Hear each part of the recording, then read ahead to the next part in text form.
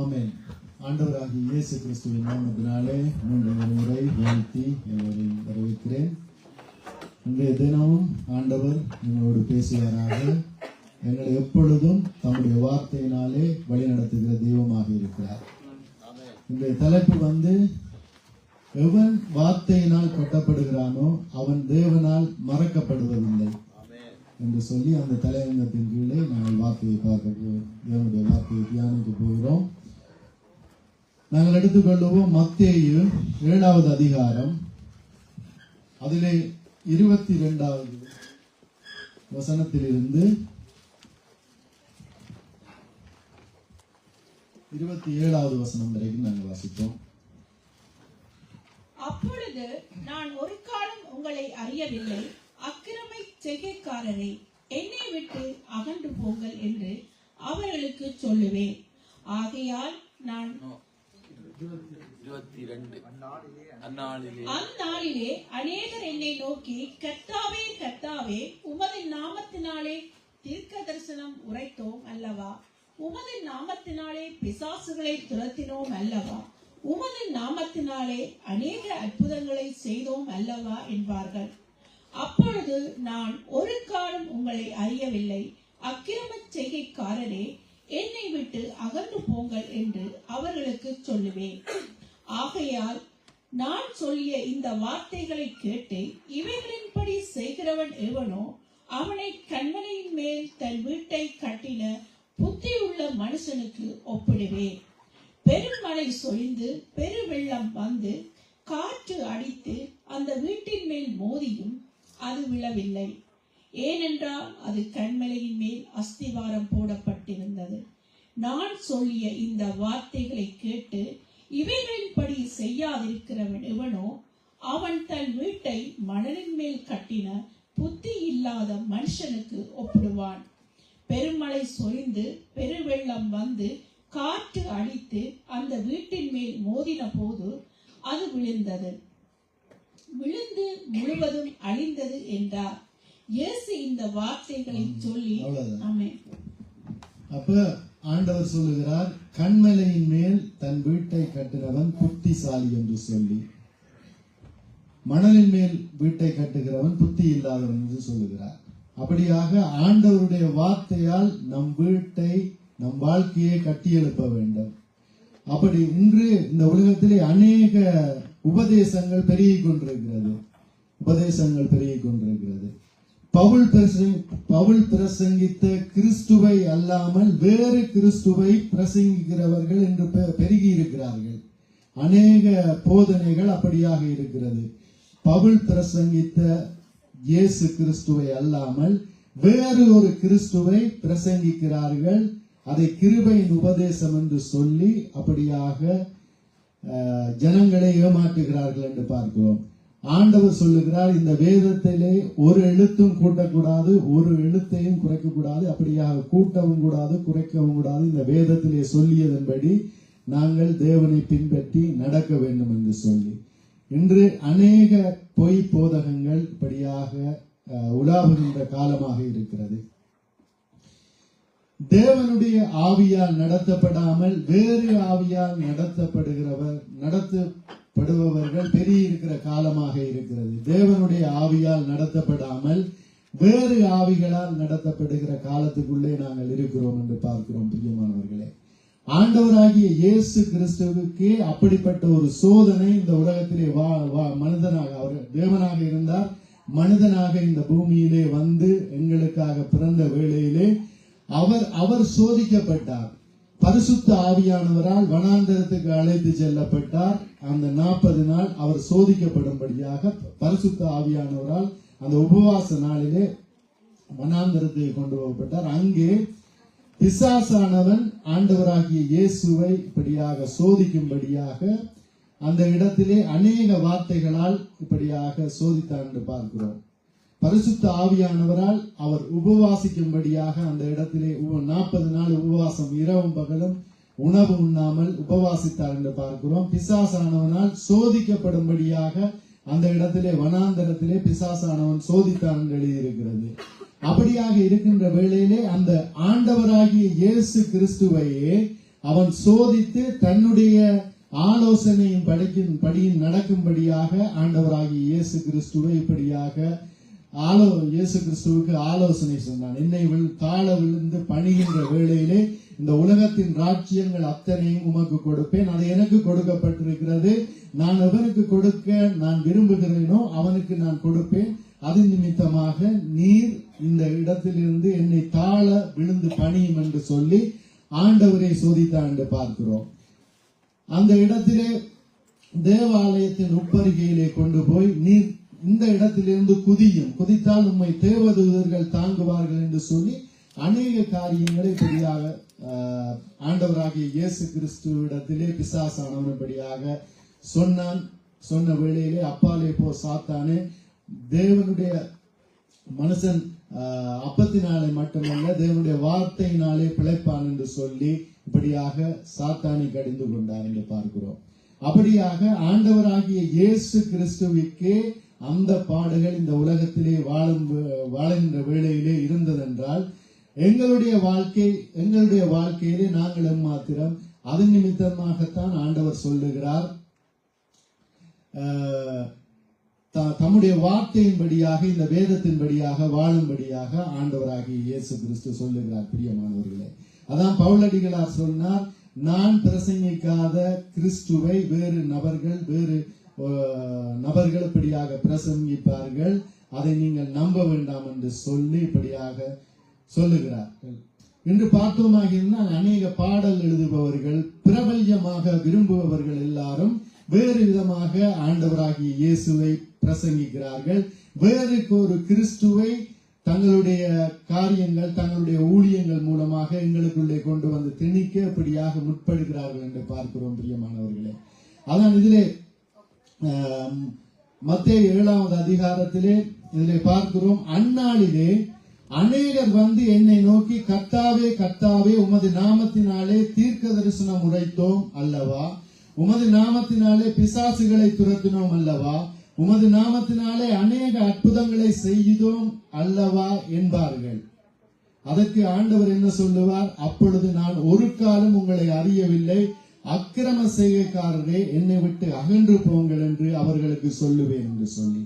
ஏனென்றால் அந்த இடத்திலே ஆண்டவராகிய இயேசு கிறிஸ்துவின் இடத்திலே வந்து சொல்லுபவர்கள் எல்லோரும் ஆண்டவராகிய இயேசு கிறிஸ்துவின் நாமத்தினாலே அற்புதம் செய்தவர்கள், பிசாசுகளை துரத்தினவர்கள், நோய்களை குணமாக்கினவர்கள். வேறொரு இயேசு கிறிஸ்துவை பிரசங்கித்து அப்படி செய்தவர்கள் வந்து ஆண்டவராகிய இயேசு கிறிஸ்துவின் இடத்திலே சொல்லுவார்கள், உம்முடைய நாமத்தினாலே நாங்கள் இப்படி எல்லாம் செய்தோம் என்று.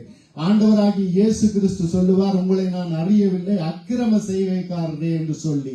நீங்கள் எத்தனை பேர்களுக்கு இடரல்களாக இருந்தீர்கள், எத்தனை பேர்களுடைய ஆவிக்குரிய வாழ்க்கையை விழுந்து போக நீங்கள் காரணமாக இருந்தீர்கள் என்று சொல்லி அக்கிரம செய்கைக்காரர்களே அகன்று போங்கள் என்று சொல்லி இப்படியாக சொல்லுவார் என்று பார்க்கிறோம்.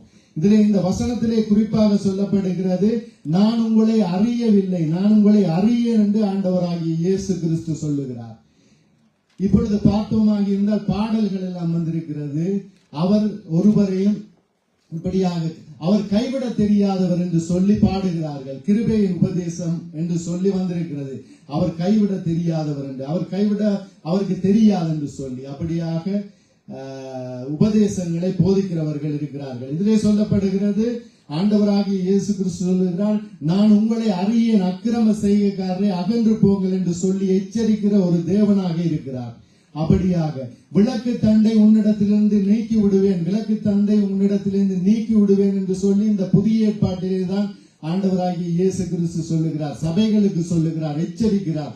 உன்னை நான் கைவிட்டு விடுவேன், உன்னை மறந்து விடுவேன், என்னுடைய சமூகத்திலிருந்து என்னுடைய ஜீவ புஸ்தகத்திலிருந்து உன்னுடைய பெயரை கிறுக்கி போடுவேன் என்று எங்கே சொல்லுகிறார் என்றால் இந்த புதிய ஏற்பாட்டு சபைக்குத்தான் சொல்லுகிறார். ஆனால் கிருபையின் உபதேசத்திலே எப்படி போதிக்கிறார்கள், நாங்கள் மனிதன் பலவீனமானவன், பலவீனமான காரியங்களை செய்வான், பாவத்திற்குள்ளே விடுவான், ஆனால் அவர் எங்களை கைவிடுவதில்லை, எங்களை மறப்பதில்லை என்று சொல்லி அப்படியாக போதிக்கிற காலத்துக்குள்ளே நாங்கள் இருக்கிறோம். பிரியமானவர்களே, அது நிமித்தமாக எங்களுடைய தேவனுடைய வார்த்தையின்படியாக நாங்கள் கேட்டு அவருடைய சொற்படியாக எங்களுடைய வீட்டை எங்களுடைய வாழ்க்கையை கட்டினோமாக இருந்தால் நாங்கள் எந்த ஒரு புயல் காற்றும் இந்த உலகத்திலே எப்படிப்பட்ட ஒரு காரியம் வந்தாலும் அவர் எங்களை கைவிடாத தேவனாக இருக்கிறார். ஏனென்றால் அவரை நம்பினவர்களை அவர் கைவிடுவதில்லை. ஆதலால் அவருடையவர்கள் அவரை மட்டுமே நம்பி இருப்பார்களாம்.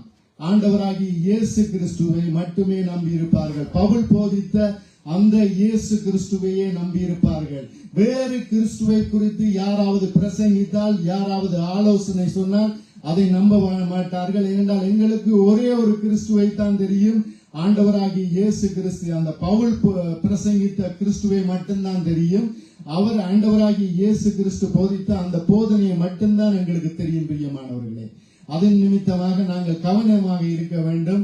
இன்று ஆண்டவருடைய போதகம் என்று ஆண்டவருடைய இந்த வேத வார்த்தையை வைத்துத்தான் வேத புரட்டர்கள் அநேக காரியங்களை இப்படியாக சொல்லி எங்களை தேவனுடைய வார்த்தையிலிருந்து வழிவிலக செய்ய இப்படியாக முற்படுவார்கள் என்று பார்க்கிறோம். பிரியமானவர்களே, எங்களுக்கு ஏற்றாற்போல் போதனை பண்ணுவார்கள். எப்படிப்பட்ட போதனையை செய்தால் நாங்கள் அவர்களை இப்படியாக ஏற்றுக்கொள்வோம் என்று தெரிந்து எங்களுக்கு ஏற்றாற்போல் போதனை செய்வார்கள் என்று பார்க்கிறோம். பிரியமானவர்களே, ஆண்டவராகிய இயேசு கிறிஸ்துவின் இடத்திலே அடையாளத்தை கேட்கிறார்கள். சீசர்கள் இருக்கின்ற வேளையிலே அநேகர் அடையாளத்தை கேட்கிறார்கள். அப்பொழுது அவர்களை அவர் கடிந்து கொண்டு, வேதபாரர்களை கடிந்து கொண்டு, வேத பண்டிதர்களை கடிந்து கொண்டு, அடையாளத்தை கேட்கிறீர்கள். நீங்கள் எப்படியாக இருட்டு வந்தால் மழை பெய்யும், செவ்வானம் அங்கே அப்படியாக இருந்தால் இது நடக்கும், இது நடக்கும் என்று நாட்களை கணக்கிடுகிறீர்கள். இதை நீங்கள் கணக்கிட முடியவில்லை. ஒரே ஒரு அடையாளம் தான் நான் கொடுப்பேன். அது யோனாவின் அடையாளம். யோனாவின் வயிற்றுக்குள்ளே, இந்த மீனின் வயிற்றுக்குள்ளே யோனா எப்படி 3 நாள் இருந்தானோ அப்படியாக இருந்தது போல இந்த மனுஷகுமாரனும் பூமியின் இருதயத்திலே 3 நாள் இருப்பார் என்று சொல்லி ஒரு அடையாளத்தை கொடுத்தார்.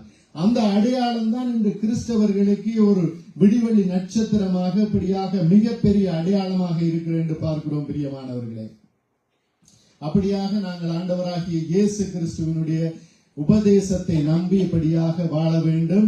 இந்த வார்த்தையிலே ஒன்றையும் கூட்டக்கூடாது, குறைக்கக்கூடாது. இப்படியாக நாங்கள் வாழுகின்ற வேளையிலே எங்களுடைய வாழ்க்கையிலே ஆசீர்வாதங்களை பெருக பண்ணுகிற தேவனாக இருக்கிறார் என்று பார்க்கிறோம். நாங்கள் எடுத்துக்கொள்வோம் மத்தேயு 25வது அதிகாரத்தை எடுத்துக்கொள்வோம்.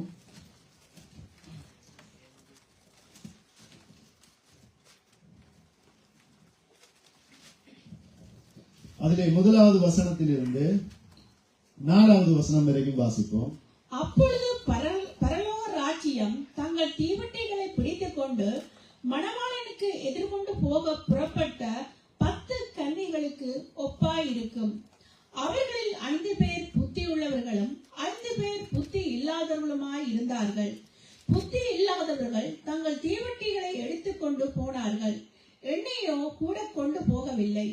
புத்தி உள்ளவர்கள் தங்கள் தீவட்டிகளோடு தங்கள் பாத்திரங்களில் எண்ணெயையும் கொண்டு போனார்கள். மணவாளன் வர தாமதித்த போது அவர்கள் எல்லாரும் நித்திரை மயக்கமடைந்து தூங்கிட்டார்கள். இதுல 2 விதமான ஆட்களை பார்க்கிறோம். 10 கன்னிகைகளிலே புத்தி உள்ளவர்கள் 5 பேர், புத்தி இல்லாதவர்கள் 5 பேர் என்று சொல்லி 2 காரியங்களை பார்க்கிறோம். புத்தி உள்ளவர்கள் எப்படியாக தங்களுடைய தீவட்டியை கொண்டு போனார்கள், அந்த தீவட்டிக்கு தேவையான எண்ணெயை கொண்டு போனார்கள். புத்தி இல்லாதவர்கள் தீவட்டியை கொண்டு போனார்கள், அதற்கு மேலதிகமாக தேவைப்படுகிற எண்ணெயை கொண்டு போகவில்லை. அந்த இடத்திலே அவர்களுக்கு எண்ணெய் தேவைப்பட்டது. அப்படித்தான் எங்களுடைய வாழ்க்கையிலும் அந்த புத்தி உள்ளவர்கள் இருந்து தேவனுடைய வார்த்தையால் கட்டி எழுப்பப்பட்டவர்களாய் ஜெபம் என்னும் எண்ணெய் உள்ளவர்களாக நாங்கள் இருக்க வேண்டும். தேவனுடைய வார்த்தையால் கட்டப்பட்டவர்களாய், தேவனுடைய வார்த்தையிலே நடப்பவர்களாய் இருப்பவர்களுடைய ஜெபம் தேவனிடத்திலே செல்லுகிறதாக இருக்கிறது என்று பார்க்கிறோம். பிரியமானவர்களே, அப்படியாக தேவனுடைய வார்த்தையால் கட்டப்படாமல் நாங்கள் ஜெபித்தோமாக இருந்தால், தேவனுடைய வார்த்தையின்படி நாங்கள் நடக்காமல் நாங்கள் ஜெபத்தை மட்டும் செய்வோமாக இருந்தால், அது எங்களுடைய கூரையை தாண்டாத ஒரு ஜெபமாக இருக்கிறது என்று பார்க்கிறோம். பிரியமானவர்களே, அதுதான் சொல்லப்படுகிறது. இந்த புத்தி இல்லாத கன்னிகைகள், தேவனுடைய வார்த்தையால் கட்டப்படாதவர்கள், அந்த ஜெபம் அந்த ஆண்டவரிடத்திலே எட்டப்படவில்லை என்று பார்க்கிறோம். பிரியமானவர்களே, புத்தியுள்ள கன்னிகள் 5 பேர், புத்தி இல்லாதவர்கள் ஒரே குரூப். அந்த ஒரே குரூப்பிலே ஒரே ஒரு வித்தியாசம் தான், அவர்கள் எண்ணெயை கூட கொண்டு போனார்கள், இவர்கள் எண்ணெயை கொண்டு போகவில்லை. அந்த இடத்திலே அவர்களை அறியேன் என்று, அந்த 5 கன்னிகைகளை, புத்தி இல்லாதவர்களை நான் அறியேன் என்று சொல்லி இந்த இடத்திலே ஆண்டவர் சொல்லுகிறார் என்று பார்க்கிறோம். பிரியமானவர்களே, மணவாளன் சொல்லுகிறார் என்று பார்க்கிறோம். அப்படித்தான் எங்களுடைய மணவாளனாகிய ஆண்டவராகிய இயேசு கிறிஸ்து தம்முடைய வருகையிலே இப்படியாக நாங்கள் அந்த இடத்திலே செல்லுகின்ற வேளையிலே அவர் எங்களை வரவேற்க வேண்டும், எங்களை அறிய மாட்டேன் என்று சொல்லக்கூடிய அளவுக்கு எங்களுடைய வாழ்க்கை இருக்கக்கூடாது. அந்த 10 பேரும் ஒரே சபையாக இருந்திருக்க கூடும், இல்லாவிட்டால் ஒரே ஐக்கியமாக இருந்திருக்க கூடும். இந்த உலகத்திலே எங்களுடைய சபைகளை போல இந்தியாவிலும் சரி, நெதர்லாந்திலும் சரி, பெல்ஜியத்திலும் சரி, இதே ஐக்கியத்தை சேர்ந்த, இதே விசுவாசத்தை சேர்ந்த சபைகள் ஏராளமாக இருக்கிறது. அப்படிப்பட்ட ஒரு இடத்திலிருந்து வந்தவர்கள் தான் அந்த 10 கன்னிகைகள். ஆனால் அந்த 10 கன்னிகைகளில் 5 பேர் புத்தி இல்லாதவர்களாக இருந்தார்கள் என்று பார்க்கிறோம். அந்த 5 பேர் படியாக புத்தி உள்ளவர்களாக இருந்தார்கள். 5 பேர் புத்தி இல்லாதவர்கள், 5 பேர் புத்தி உள்ள கன்னிகைகள் என்று பார்க்கிறோம். அப்படியாக நாங்கள் புத்தி இல்லாதவர்களாக இருக்கக்கூடாது. வார்த்தையின்படி நடந்து தேவனோடு உள்ள உறவை இப்படியாக நாங்கள் எப்பொழுதும் காத்துக்கொண்டு எங்களுடைய ஜெபம் வார்த்தையின்படியாக இருக்க வேண்டும். வார்த்தையின்படியாக இருந்தால்தான் நாங்கள் கேட்பது எது, அது தேவன் தருவாரா இல்லையா என்கின்ற நிச்சயத்தோடு எங்களுடைய ஜெபம் இருக்கும். அப்படி இருக்கின்ற வேளையிலே எங்களுக்கு தெரியும் நாங்கள் கேட்பது எதுவோ அதை தேவன் செய்வார். ஏனென்றால் அவருடைய சித்தத்தின்படி எதையாகிலும் கேட்டால் அவர் தராமல் இருக்க மாட்டார். நாங்கள் கேட்பது அவருடைய சித்தமா என்று சொல்லி வார்த்தையின்படி நடந்து அவருடையத்திலே கேட்கின்ற வேளையிலே நான் கேட்கிறதே என்னுடைய தேவன் தருவார் என்று எங்களுக்கு நிச்சயமாக தெரியும். பிரியமானவர்களே, அப்படியாக இருக்கிறது என்று பார்க்கிறோம். பிரியமானவர்களே, வேறு இந்த இருவரிலே அந்த 5 கன்னிகைகள் பரிசுத்த ஆவியானவரால் நடத்தப்பட்டவர்களாக இருக்கிறார்கள். அவர்கள் புத்தியுள்ளவர்களாக இருக்கிறார்கள். ஏனென்றால் பரிசுத்த ஆவியானவர் வரும் வேளையிலே அவர் சகல சத்தியத்திற்குள்ளும் வழி நடத்துகிறவராய் இருக்கிறார் என்று சொல்லப்படுகிறது. அப்படியாக சகல சத்தியத்திற்குள்ளும் வழி நடத்தப்பட்ட அந்த 5 கன்னிகைகளும் புத்தி உள்ளவர்களாக தேவனிடத்திலே, அந்த மணவாளனுடைய இருதயத்திலே தயவை பெற்றுக்கொண்டு அவர்கள் உள்ளே அழைக்கப்படுகிறார்கள் என்று பார்க்கிறோம். அந்த இடத்திலே பரிசுத்த ஆவியானவரால் வழிநடத்தப்படாமல் வேறு ஆவியினால் வழிநடத்தப்பட்ட அந்த 5 கன்னிகைகளும் இப்படியாக உதாரணத்துக்கு கிருபையின் உபதேசத்திலே நடந்தவர்களாக இருக்கக்கூடும். தேவனுக்கு பிரியமில்லாத காரியங்களில் ஈடுபட்டு அவர் எல்லாவற்றையும் மன்னிப்பார், அவருக்கு மறக்க தெரியாதவர் அவர் என்று சொல்லி இப்படியாக நடந்தவர்களாக இருந்திருக்க கூடும். அப்படிப்பட்ட 5 கன்னிகைகள் தான் அந்த இடத்திலே இப்படியாக கைவிடப்படுகிறார்கள் என்று பார்க்கிறோம். கதவு பூட்டப்பட்டது, இவர்கள் தட்டுகிறார்கள். அவர் சொல்லுகிறார், உங்களை அறியேன், நீங்கள் யார் என்று இன்னார் என்று நான் அறியேன் இப்படியாக என்று சொல்லி ஆண்டவர் சொல்லுகிறவராக இருக்கிறார் என்று பார்க்கிறோம். பிரியமானவர்களே, இவைகளிலிருந்து நாங்கள் தெளிவடைய வேண்டும். நாங்கள் தேவனுக்கு பயப்படுகிற பயம் எங்களுக்குள்ளே வர வேண்டும். தேவனுடைய வார்த்தையின்படியாக நடக்க வேண்டும். ரட்சிக்கப்பட்டோம் என்று சொல்லி அப்படியாக ஆண்டவருடைய ராஜ்யத்துக்குள்ளே நாங்கள் பிரவேசிக்க முடியாது. நாங்கள் முழுமையாக உலகத்தின் கடைசி மட்டும் எங்களுடைய வாழ்நாள் பூராகவும் நாங்கள் முழுமையாக ரட்சிக்கப்பட வேண்டும் என்று வார்த்தை சொல்லுகிறது. பிரியமானவர்களே, இந்த உலகத்திலே கிறிஸ்தவம் என்பது 2000 வருடத்துக்கு முன்பு பெருகி இருந்த காலமாக இருக்கிறது. அப்பொழுது இந்த உலகம் எல்லாம் வேறு மதத்தில் உள்ளவர்கள் எல்லோரும் இப்படியாக மனம் போன போக்கிலே கடவுள் என்று மனுஷர்களால் உருவாக்கப்பட்ட காரியங்களை வழிபட்டு கொண்டிருந்த காலத்திலே ஆண்டவராகிய இயேசு கிறிஸ்து இந்த பரலோகத்திலிருந்து அவர் இந்த பூமிக்கு கன்னியின் கருவிலே இப்படியாக உருவாகி இந்த பூமியிலே அவர் பிரசங்கிக்கிறார், சீசர்களை உருவாக்குறார். புறப்பட்டு போய் சகல ஜாதிகளுக்கும் சுவிசேஷம் அறிவிங்கள் என்றார். அப்படி சுவிசேஷம் அறிவித்த வேளையிலே அவர்கள் கொல்லப்பட்டார்கள். ஒரு காலம் வந்த வேளையிலே முழு கிறிஸ்தவ நாடாக இந்த உலக தேசங்கள் மாறியது. ஆராய்ச்சியாளர்கள் சொல்லுகிறார்கள், இந்திய தேசம் கூட முழுமையாக கிறிஸ்தவமாக்கப்பட்டது என்று சொல்லி அதற்கு பல காரணங்கள்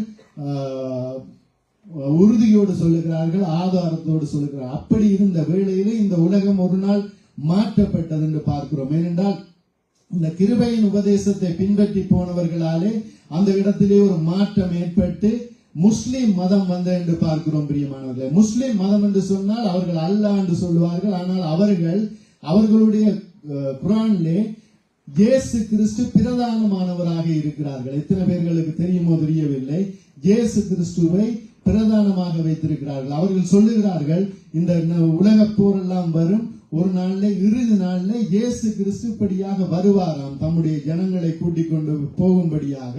அவருக்கு எதிர்பார்த்துத்தான் நாங்களும் காத்திருக்கிறோம் என்று சொல்லி, நாங்கள் பைபிளை குறித்து அந்த இடத்திலே சொன்னால் அவர்கள் சொல்லுவார்கள், பைபிளும் குரானும் ஒன்றுதான், பைபிளிலே சொல்லப்படுகிற காரியத்தை தான் குரானிலேயும் சொல்லுகிறார்கள், அது நிமித்தமாக பைபிளும் குரானும் ஒன்றுதான் பிரதர் என்று சொல்லி முஸ்லிம் இப்படியாக சொல்லுவார்கள். ஆனால் உண்மை இல்லை. ஏனென்றால் அந்த இடத்திலே குரானிலே சொல்லப்படுகிறது, அந்த அல்லாவை குறித்து சொல்லப்படுகிறது, அகிலத்தின் இறைவனாகிய அல்லாஹ். அகிலம் என்றால் இப்பிரபஞ்சம், அகிலத்தின் இறைவன். அகிலம் என்றால் தெரிந்த உலகம் என்றால் இந்த உலகம், அகிலம் என்றால் இந்த உலகம் மட்டுமல்ல, உலகத்தை சூழ உள்ள கோள்கள் எல்லாம் முழுக்க சேர்த்துத்தான் சொல்வது அகிலம் என்று. அகிலத்தின் இறைவனாகிய அல்லாஹ், இப்பிரபஞ்சத்தின் தேவனாகிய அல்லாஹ் என்று சொல்லப்படுகிறது. பிரியமானவர்களே, இன்னும் ஒரு இடத்திலே சொல்லப்படுகிறது உலகத்தின் அதிபதியாகிய அல்லாஹ் என்று சொல்லி. அப்ப எங்களுக்கு நல்ல தெளிவு இருக்கிறது. அந்த இடத்திலே சொல்லப்படுவதும் எங்களுடைய பைபிளிலே சொல்லப்படுவதும் ஒன்று இல்லை. எங்களுடைய கர்த்தர் அவர் சர்வத்துக்கும் ராஜா, உலகத்தின் அதிபதி என்று சொல்லப்படவில்லை. உலகத்தின் அதிபதி என்று பிசாசானவனுக்கு நாமம் இருக்கிறது. இப்பிரபஞ்சத்தின் தேவனானவன் உங்களுடைய கண்களை குருடாக்கினான் என்று சொல்லி பிசாசானவனை குறித்து சொல்லப்படுகிறது. பிரியமானவர்களே, அப்படியாக முன்பு ஒரு காலத்திலே இந்த துருக்கி என்கிற நாடு முழு கிறிஸ்தவ நாடாக இருந்தது. அந்த பவுல் பிரசங்கித்த ஆண்டவராகிய இயேசு கிறிஸ்துவை ஏற்றுக்கொண்ட ஒரு நாடாக இருந்தது. அந்த இடத்திலே அப்படியாக ஒருவனுக்கு ஒருவள் என்கின்ற அந்த போதகத்தை ஏற்றுக்கொண்ட நாடு. ஒரு ஆண் மகனாக இருந்தால் ஒரு மனைவி என்பதை கிறிஸ்தவ முறைப்படி ஏற்றுக்கொண்ட ஒரு நாடாகத்தான் துருக்கி எல்லாம் இருந்தது. ஆனால் எப்பொழுது அவர்கள் அந்த இச்சைக்குள்ளே விழுந்தார்களோ, அவர்கள் இப்படியாக கிருபை உபதேசத்துக்குள்ளே விழுந்தார்களோ, அப்பொழுது அவர்கள் இப்படியாக மாற்றப்பட்டார்கள் முஸ்லிமாக. ஏனென்றால் ஒரு ஆண் மகனுக்கு தெரியும் நீங்கள் எத்தனை திருமணமும் செய்யலாம் என்று சொல்லி அந்த இடத்திலே சத்தியத்தை புரட்டி இப்படியாக பேசுகின்ற வேளையிலே ஆண்கள் இப்படியாக ஸ்ட்ராங்காக நிற்பார்கள். ஏனென்றால் அவர்களுக்கு எல்லா பாவங்களும் அங்கே கிடைக்கின்ற என்று பார்க்கிறோம். பிரியமானவர்கள், இன்னும் அநேக காரியங்கள் இருக்கிறது, அப்படியாக இந்த இடத்திலே சொல்ல முடியாது.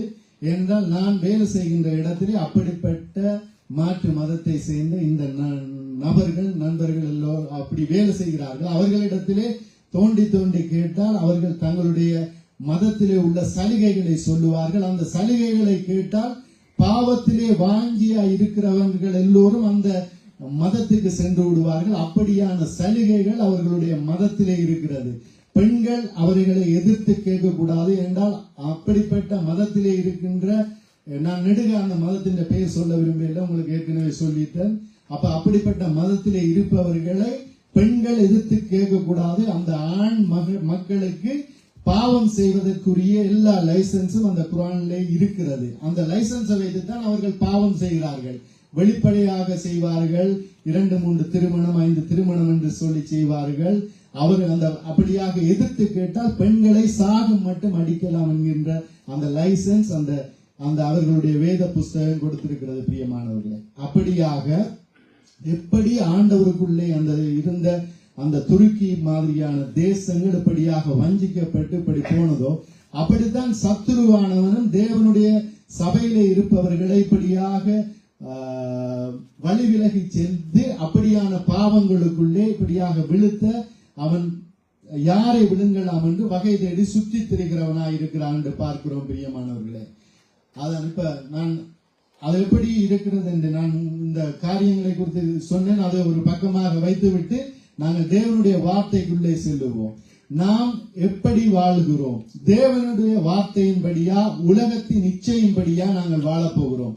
ஏனென்றால் இந்த ஆண்டவராகிய இயேசு கிறிஸ்துவின் உபதேசத்துக்குள்ளே வாழுகின்ற வேளையிலே கிருபையின் உபதேசம் என்று சொல்லி பவுல் பிரசங்கித்த அந்த கிறிஸ்துவை அல்லாமல் வேறு ஒரு கிறிஸ்துவை பிரசங்கிக்கிற காலத்திலே இன்று நாங்கள் இருக்கிறோம் என்று பார்க்கிறோம். பிரியமானவர்களே, இன்றைய கிருபையின் உபதேசம் என்று சொல்லி தேவனுடைய சித்தத்தின்படி போதிக்காமல் உலகத்தின் இச்சையின்படி வாழ்ந்தாலும் அவர் கைவிட மாட்டார், அவர் கைவிட தெரியாதவர் என்று போதிக்கிற காலத்திலே இருக்கிறோம். எங்களை இந்த விசுவாசத்திலிருந்து வழிவிலகி சென்று எப்படி அன்று அந்த கிறிஸ்தவ தேசங்கள் இப்படியாக மாறியதோ அதுபோல எங்களையும் வழிவிலக செய்கிற காலத்திலே நாங்கள் இருக்கிறோம் பிரியமானவர்களே. அது நிமித்தமாக நாங்கள் கவனமாக இருக்க வேண்டும். தேவனுடைய வார்த்தையின்படி நடந்து தேவனுடைய சித்தத்தின்படி செய்கிறவர்களை தேவன் கைவிடுவதில்லை என்று பார்க்கிறோம். அதான் அந்த தம்முடைய வார்த்தையின்படி கட்டினவனை புத்தியுள்ள மனுஷனுக்கு தேவன் ஒப்பிடுகிறார். தம்முடைய வார்த்தையின்படி கட்டாத அந்த மனுஷனை புத்தி இல்லாத ஒரு மனுஷன் என்று தேவன் சொல்லுகிறார் என்று பார்க்கிறோம். புத்தியுள்ளவனுடைய அந்த வீடு புயல் வந்தது, காற்று அடித்தது, எத்தனையோ பிரச்சனைகள் வந்தது, ஒன்றும் அவனை சேதப்படுத்தவில்லை என்று பார்க்கிறோம். ஆனால் மணலின் மேல் கட்டினவனுக்கு ஒரு காலம் வரும், காற்று வரும், புயல் வரும், அந்த இடத்தை பார்த்தோமாக அந்த வீடு இருக்காது, அவன் பிரயாசப்பட்ட காரியங்கள் இருக்காது, அந்த மனுஷனும் இருக்க மாட்டான் என்று பார்க்கிறோம் பிரியமானவர்களே. அப்படியாக இருக்கிறது. அது நிமித்தமாக நாங்கள் தேவனுடைய வார்த்தையின்படியாக எங்களுடைய வாழ்க்கையை கட்ட வேண்டும். இந்த வேதத்துக்கு புறம்பாக நாங்கள் எதையும் நாங்கள் சிந்திக்க கூடாது. எந்த ஒரு பிசாசின் சத்தத்துக்கு இடம் கொடுக்க கூடாது என்று நான் பார்க்கிறோம் பிரியமானவர்களை. நாங்கள் எடுத்துக்கொள்ளுவோம்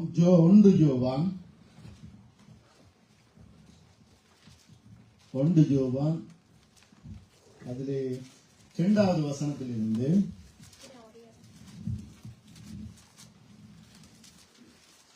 17வது வசனம் வரை. இல்ல 1 யோவான் 2வது அதிகாரம் 17வது வசனம் மட்டும். உலகம் அதை இச்சையும் ஒளிந்து போகும், தேவனுடைய சித்தத்தின்படி செய்கிறவனோ என்றென்றைக்கும் நிலைத்திருப்பான். ஆமென். உலகமும் அதன் இச்சையும் ஒளிந்து போகும், தேவனுடைய சித்தத்தின்படி செய்கிறவனோ என்றென்றைக்கும் நிலைத்திருப்பான். அப்ப இந்த உலகமும் இந்த உலகத்தின் இச்சையும் எங்களை இழுக்கிறதாக இருக்கிறது. ஆனால் அவற்றையெல்லாம் தாண்டி நாங்கள் தேவனுடைய சித்தத்தின்படி இப்படியாக நாங்கள் நடந்தோமாக இருந்தால், இப்படியாக நாங்கள் என்றென்றைக்கும் நிலைத்திருக்கிற ஒரு மனிதர்களாக, என்றென்றைக்கும் நிலைத்திருக்கிற ஒரு தேவனுடைய பிள்ளைகளாக இப்படி இருப்போம் என்று சொல்லப்படுகிறது பிரியமானவர்களே. அது நிமித்தமாக நாங்கள் இந்த உலகத்தின் இச்சையின்படியாக நாங்கள் வாழாதவர்களாய், எப்படிப்பட்ட உபதேசங்கள் வந்தாலும் அந்த உபதேசங்களை எது சரி எது தவறு என்று சொல்லக்கூடிய அளவுக்கு நாங்கள் இந்த வேதத்தை படித்து வேதத்தில் உள்ள மகத்துவங்களை தெரிந்து கொண்டு நாங்கள் வாழ பழகிக் கொள்ள வேண்டும். அது இலகுவான காரியம். ஆண்டவர் சொல்லுகிறார், வேதத்தை படிப்பதும் வேதத்தில் உள்ளவற்றை கற்றுக்கொள்வதும் மிகவும் இலகுவான காரியம். ஏனென்றால் நாங்கள் இந்த வேதத்தை தேவன் தந்திருக்கிறார். தந்து எங்களை வேதத்தை வாசிக்கும்படியாக சொல்லுகின்ற வேளையிலே எங்களுக்கு ஒரு டீச்சரை தந்திருக்கிறார். யார் என்றால் பரிசுத்த ஆவியானவர். நாங்கள் இதை வாசிக்கின்ற வேளையிலே அவர் சகலவற்றையும் விளங்கப்படுத்தி சகல சத்தியத்திற்குள்ளும் வழிநடத்துகிறவராயிருக்கிறார். எந்த நேரம் அவரை கூப்பிட்டாலும், எந்த நேரம் நாங்கள் வாஞ்சியோடு வேதத்தை வாசித்தாலும் அவர் எங்களோடு கூட இருந்து மெல்லிய சத்தத்தினால் எங்களோடு பேசுகிறவராயிருக்கிறார். அது நிமித்தமாக இது கடினமான காரியம். வேத புஸ்தகத்தை வாசித்து என்னென்று புரிந்து கொள்வது என்று சொல்லி நாங்கள் கவலைப்பட தேவையில்லை. எந்த சூழ்நிலையிலே எந்த வசனம் எங்களுக்கு தேவை, எந்த சூழ்நிலையிலே எந்த வசனத்தை குறித்த விளக்கத்தை அவர் எங்களுக்கு தர வேண்டும் என்று அவருக்கு தெரியும் பிரியமானவர்களே. வேதம் சொல்லுகிறது, என்னை விசுவாசிக்கிறவன் மரித்தாலும் பிழைப்பான் என்று சொல்லி. அப்படியாக அவரை விசுவாசிக்கிறவன் மரித்தாலும் பிழைப்பான் என்று சொல்லி, தேவனுடையதை தேவனுக்கும் ராஜனுடையதை ராஜனுக்கும் செலுத்துங்கள் என்று சொல்லப்படுகிறது பிரியமானவர்களே. அந்த இடத்திலே ஆண்டவராகிய இயேசு கிறிஸ்துவை இப்படியாக சோதிக்கும்படியாக அந்த இடத்திலே ஒரு சொல்லுகிறார்கள், ராஜனுக்கு வரி கொடுப்பது நியாயமா என்று சொல்லி அவரை சோதிப்பதற்கு சொல்லுகின்ற வந்து கேட்கின்ற வேளையிலே அந்த இடத்திலே சொல்லுகிறார், தேவனுடையதை தேவனுக்கும் ராஜனுடையதை ராஜனுக்கும் செலுத்துங்கள் என்று சொல்லி. இப்ப நாங்கள் இந்த இடத்திலே நாங்கள் வரி செலுத்துகிறோம். நாங்கள் ஒவ்வொருவரும் வரி செலுத்துகிறோம். வரி செலுத்தாமல் இந்த இடத்திலே வாழ முடியாது. எங்களுடைய வருமானத்தை பார்ப்பார்கள். பார்த்து விட்டு அவர்கள் சொல்லுவார்கள், இந்த கவர்மெண்ட் இந்த இவர்களுக்கு எவ்வளவு வரி செலுத்த வேண்டும் வருஷத்துக்கு. அப்படி வருமானம் குறைவாக இருந்தால் கவர்மெண்டே ஒரு ரிட்டர்ன் ஒன்று போடும். இவர்களுக்கு வருமானம் காணாத அது நிமித்தமாக கவர்மெண்டுடைய சப்போர்ட்ல வாழும்படியாக ஒரு தொகை பணத்தை போடுவார்கள். இதை உங்களுடைய வருமானத்தோடு சேர்த்து இதையும் வைத்து பிழைத்துக் கொள்ளுங்கள் என்று சொல்லி. அப்ப நாங்கள் இந்த இடத்திலே கவர்மெண்ட்டுக்கு வரி செலுத்தாமல் நாங்கள் இருக்க முடியாது. இருந்தால் எங்களுக்கு விசா புதுப்பித்து தர மாட்டார்கள். உடனடியாக சொல்வார்கள், விசா முடிந்தவுடன் படிக்க வட்டியை கட்டுங்கோ, நாட்டுக்கு போங்க என்று சொல்லி எங்களை ஏற்பாடு செய்ய சொல்லுவார்கள். என்றால் வரி செலுத்த நாங்கள் இவ்வளவு உழைக்கிறோம், வரி செலுத்தாமல் இந்த தேசத்திலே இருக்க முடியாது என்பதுதான் உண்மை. வரி செலுத்தியே ஆக வேண்டும். அதான் ஆண்டவராகிய இயேசு கிறிஸ்து சொல்கிறார், தேவனுடையதை தேவனுக்கு செலுத்துங்கள், ராஜனுடையதை ராஜனுக்கு செலுத்துங்கள். எப்படி ராஜனுடையதை இந்த தேசத்திலிருந்து நாங்கள் ராஜனுக்கு செலுத்தி நாங்கள் வாழுகிறோமோ என்றால் அப்படி வாழ்ந்தால் தான் வாழ முடியும். இந்த நாட்டிலே எங்களுக்கு அடுத்த வருஷம் வாழ்வதற்குரிய விசா எங்களுக்கு நீட்டித்து தருவார்கள் என்று சொல்லி அந்த நம்பிக்கை இருக்கிறது. ஆனால் தேவனுடையதை தேவனுக்கு கொடுப்பதற்கு நாங்கள் சங்கடப்படுகிறோம். தேவனுடையதை தேவனுக்கு கொடுப்பதிலே இப்படியாக சங்கடப்படுகிறோம்.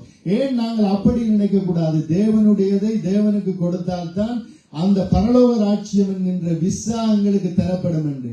ஏனென்றால் நாங்கள் கிருபையின் உபதேசத்தை நம்பி தேவனுடையதை தேவனுக்கு கொடுக்காதவர்களாக இருந்தோமாக இருந்தால் எங்களுடைய விசுவாச வாழ்க்கை இப்படியாக வீணாய் போய்விடும். ஏனென்றால் இப்ப நாங்கள் தேவனுடையதை தேவனுக்கு கொடுக்காமல் வாழ்ந்தால் அந்த எங்களுடைய விசுவாசம் பொய்யா இருக்கும். ஏனென்றால் தேவனுடையதை தேவனுக்கு கொடுத்தால் தான் அந்த பரலோக ராஜ்யத்திலே இடம் கிடைக்கும். பிரியமானவர்களே, தேவனுடையதை நாங்கள் வஞ்சித்து வைத்திருந்தோமாக இருந்தால் அந்த தவறான காரியத்துக்குள்ளே நாங்கள் போகிறவர்களாக இருப்போம் என்று சொல்லப்படுகிறது. ஏனென்றால் இதிலே சொல்லப்படுகிறது, பரலோகத்திலே உங்களை ஏற்றுக்கொள்வார் உண்டாகும்படியாய் அழிந்து போகிற உலக பொருட்களினாலே இப்படியாக மனுஷரை சம்பாதித்துக் கொள்ளுங்கள் என்று சொல்லி, பரலோகத்திலேயும் நாங்கள் எங்களை ஏற்றுக்கொள்வார் உண்டாக வேண்டும் என்று சொல்லி இந்த வேதம் அழகாக சொல்லுகிறது. பிரியமானவர்களே, அப்படி பரலோகத்திலே எங்களை ஏற்றுக்கொள்வார் உண்டாகும்படியாய் எப்படி நாங்கள் காரியம் செய்யலாம்? எங்கள் அழிந்து போகிற இந்த உலக பொருட்களால் நாங்கள் ஆத்துமாக்களை ஆதாயப்படுத்திக் கொள்ள வேண்டும், மனிதர்களை ஆதாயப்படுத்திக் கொள்ள வேண்டும். அந்த டாக்ஸ்களை ஒரு எஜமானுக்கு ஒரு ஊழியக்காரன் இருந்தார். அவர் கணக்கு இப்படியாக ஏதோ ஒரு சரியாக எழுதவில்லை, சரியாக அந்த கணக்கு வழக்கு பார்க்கவில்லை என்று எஜமான் கோவப்பட்டு இப்படியாக அந்த வேலைக்காரனை அழைத்து இப்படியாக கண்டிக்கிறார். கண்டிக்கின்ற வேளையிலே அந்த உக்கிரணக்காரன் புத்தியாய் ஒரு வேலை செய்தார். என்னென்றால், நாளைக்கு அந்த வேலையிலிருந்து தன்னை தூக்கிவிட்டால் இவன் எஜமானால் தூக்கப்பட்டவன், எஜமானால் இப்படியாக விரட்டி அடிக்கப்பட்டவன், இவன் உண்மை இல்லாதவன் என்று சொல்லி தன்னுடைய ஊரார் எல்லாரும் தன்னை ஏற்றுக்கொள்ள மாட்டார்கள். அது நிமித்தமாக நான் அந்த கணக்கு வழக்கை சரியாக செய்ய வேண்டும் என்று 50 வாங்கினவரை நீ 50 என்றதை வெட்டிட்டு 25 வாங்கின என்று சொல்லி குறைச்சு போட்டு அவன் அப்படி செய்த. என்றால் தன்னை அவர்கள் ஏற்றுக்கொள்ள வேண்டும், அந்த ஊரார் ஏற்றுக்கொள்ள வேண்டும் என்பதற்காக அப்படியாக கணக்கு எண்ணார். அதைத்தான் ஆண்டவராக இயேசு கிறிஸ்து சொன்னார், இந்த உலகத்தார் பிரபஞ்சத்தின் பிள்ளைகள் அப்படி ஞானமாக இருக்கின்ற வேளையிலே ஆண்டவருடைய பிள்ளைகள் எப்படியாக ஞானமாக இருக்க வேண்டும் என்று சொல்லி, இந்த அழிந்து போகிற நாங்கள் தேவனுக்கு கொடுக்க வேண்டிய தசம பாகத்தை கொடுக்காமல் வஞ்சித்து வைத்திருந்தோமாக இருந்தால் அந்த பரலோக விசுவாசம் எப்படிப்பட்டதாக இருக்கும் என்று நாங்கள் சிந்திக்க வேண்டும். விசுவாசத்திலே எல்லா காரியங்களையும் நாங்கள் சரியாக செய்து ஓடுகின்ற வேளையிலே தான் நாங்கள் சொல்ல முடியும், இன்று மரித்தால் நாங்கள் நாளை பரலோகத்திலே இருப்போம் என்று. ஒரு காரியத்தை நாங்கள் தேவனுக்குரியதை தேவனுக்கு கொடுக்காமல் இப்படியாக நாங்கள் வாழ்ந்து ராஜனுக்குரியதை மட்டும் சரியாக, ஏனென்றால் அப்பதான் எங்களை இந்த இடத்திலே வீடு வைத்திருக்கலாம், இந்த இடத்திலே கார் வைத்திருக்கலாம், இல்லாவிட்டா எல்லாத்தையும் பிடுங்கி போட்டு டாக்ஸ் பே பண்ணாத நீங்கள் நாட்டுக்கு போங்க, நீங்க பே பண்ணி ஆகணும் என்று சொல்லி கட்டாயப்படுத்துவார்கள். இல்லாட்டி டூர் வார்டனை அனுப்புவார்கள். வீட்டிலே பொருட்களை அபகரிக்கின்ற அந்த அதிகாரிகளை எப்படியாக அனுப்பி இப்படியாக செய்வார்கள். அதற்கு நாங்கள் பயந்து அதை செலுத்துகிறோம் என்றால் இந்த வேதத்துக்கு பயந்து தேவனுடைய, என்றால் ஆண்டவராகிய இயேசு கிறிஸ்து இந்த பூமியிலே வாழ்ந்த வேளையில் இந்த கதையை சொன்னால் மல்கியா புஸ்தகத்திலே சொல்லப்படுகிறது, நீங்கள் எதனால் நான் உங்களை வஞ்சிக்கிறேன் என்று கேட்கிறீர்கள், தசமபாகத்தினாலும் காணிக்கையினாலும் அன்றி வேறு எண்ணத்தினால் என்று சொல்லி ஆண்டவர் சொல்லுகிறார் இந்த இடத்திலே. அதனாலே தானே உங்களை இப்படியாக வஞ்சிக்கிறோம் என்று. சிலர் சொல்லுவார்கள், நாங்கள் அது ஊரிலே செய்கிறோம், ஊழியத்துக்கு அனுப்புறோம், இத்தனை குடும்பத்துக்கு சாப்பாடு போடுகிறோம் என்று சொல்லி தசமபாகத்தை வஞ்சித்து வைத்திருப்பார்கள். ஆனால் எப்படி உதாரணத்துக்கு தான் போகிற சபையிலே தான் செல்லுகின்ற இடத்திலே ஒரு சபையை சரியாக சபைக்கு கொடுக்க வேண்டியதை கொடுக்காத நபர்கள் எப்படி ஊர்லே 10 குடும்பத்தை இப்படியாக போஷிக்க முடியும்? ஆனால் ஆண்டவர் சொல்லுகிறார், என்னுடைய பண்டக சாலைக்கு நீங்கள் கொண்டு வாருங்கள் என்று சொல்லி கொண்டு வந்து கொடுத்து விட்டு மேலதிகமாக ஏழை எளிய ஜனங்களுக்கு நாங்கள் போதிக்கலாம். தசம பாகத்துக்கும் அந்த ஏழைகளுக்கு கொடுப்பதற்கும் முடிச்சு போடக்கூடாது. அந்த ஏழைகளுக்கு கொடுக்க வேண்டியதுதான் என்றால் நாங்கள் கொடுக்க வேண்டும். அதான் ஆண்டவராகிய இயேசு கிறிஸ்து சொல்லுகிறார், நான் வைத்தியசாலையில் இருந்தேன், வியாதியா இருந்தேன், என்னை பார்க்க வந்தீர்கள், நான் பசியா இருந்தேன், எனக்கு கொடுத்தீர்கள் என்று. அது மேலதிகமாக நாங்கள் செய்ய வேண்டிய காரியமாக இருக்கிறது பிரியமானவர்களே. அப்படியாக நாங்கள் செய்ய வேண்டும். தேவனுக்குரியதை சபைக்கு நாங்கள் செலுத்தியாக வேண்டும். அந்த இடத்திலே இந்த காரியத்தை குறித்து நான் இந்த இடத்திலே பிரசங்கிக்கிறேன் என்று சொல்லி எந்த ஒரு சஞ்சலமும் இல்லாமல் பிரசங்கிக்கிறேன். ஏனென்றால் வேதத்தின்படியாக தசம பாகம் என்பது அது உண்மை. அந்த தசம பாகம் என்பது சபைக்குரியது. அதில் எந்த ஒரு தவறும் இல்லை. அதை தேவன் கொடுக்க சொல்லுகிறார். அதை சபைக்குத்தான் கொடுக்க வேண்டும். தேவனுடையதை தேவனுக்கும், ராஜனுடையதை ராஜனுக்கும், மற்றது நாங்கள் எங்களுடைய உறவினர்களுக்கு செய்வதை, எங்களுடைய ஊராருக்கு செய்வதை, இலங்கை தேசத்திலே கஷ்டப்படுபவர்களுக்கு செய்வதை நாங்கள் இப்படியாக காரணம் காட்டி சபைக்கு கொடுக்க வேண்டிய தசம பாகத்தை இப்படியாக நாங்கள் வஞ்சிக்க கூடாது பார்க்கிறோம் பிரியமானவர்கள். நாங்கள் எடுத்துக்கொள்வோம். கடைசியாக ஒரு வசனத்தை வாசித்து முடிப்போம். லூக்கா 16வது அதிகாரத்தை எடுத்துக்கொள்வோம்.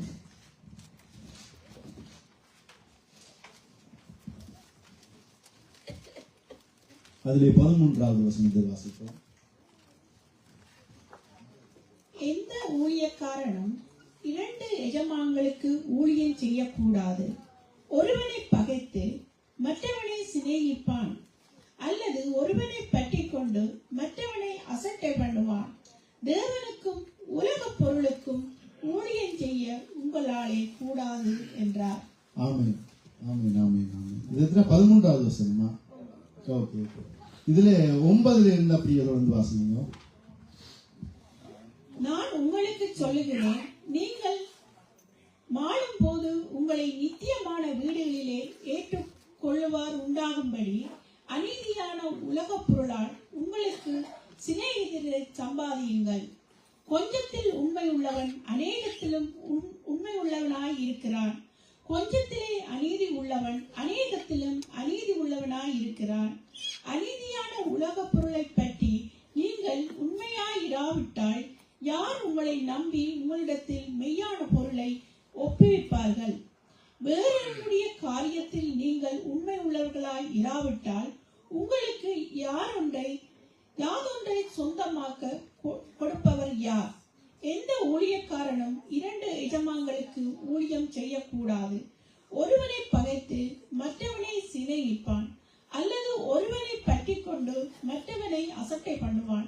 தேவனுக்கும் உலக பொருளுக்கும் ஊழியம் செய்ய உங்களால் கூடாதே என்றார். ஆமென். இதிலே சொல்லப்படுகிறது, நான் சொன்னவற்றை தான் இதிலே வசனமாக இந்த இடத்திலே வாசித்தார்கள் என்று பார்க்கிறோம் பிரியமானவர்களே. அதன்படியாக இதற்கு மேலாக நான் இந்த வசனத்தை குறித்து விளக்கம் சொல்ல வேண்டிய அவசியம் இல்லை. நான் 100% தேவனுக்குள்ளே விசுவாசிக்கிறேன். இது தேவனாலே கொடுக்கப்பட்ட வார்த்தை. நான் பேசிய ஆலோசனைகள் எல்லாம் தேவ ஆவியானவராலே கொடுக்கப்பட்ட ஆலோசனை என்று சொல்லி நான் விசுவாசிக்கிறேன். அது உண்மை என்றும் நான் நம்புகிறேன் பிரியமானவர்களே. இதிலே நான் பேசியதிலே எந்த ஒரு சந்தேகமும் இல்லை. எந்த ஒரு இருவேறு சந்தேகத்தோடோ இல்லாட்டி 2 தோணிகளிலே கால் வைத்துக் கொண்டோ நான் இந்த வார்த்தைகளை பேசவில்லை. இதுதான் வார்த்தை, தேவனுடைய வார்த்தை இப்படியாக சொல்லுகிறது. இந்த வார்த்தையின்படி நாங்கள் செய்தோமாக இருந்தால் எங்களுடைய வாழ்க்கையிலே தேவன் ஆசீர்வாதங்களை நிறைவாக கொடுக்கிறவராய் இருக்கிறார் என்று பார்க்கிறோம் பிரியமானவர்களே. சகோதரன் மீதியான காரியத்துக்குள்ளால் இப்படியாக நடத்துவார். நாங்கள் எல்லோரும் ஒரு ஜெப சிந்தையோடு நாங்கள் எழுந்திருப்போம். தேவ ஆவியானவர் தாமே எங்களை நடத்தும்படியாக. ஆமாம்.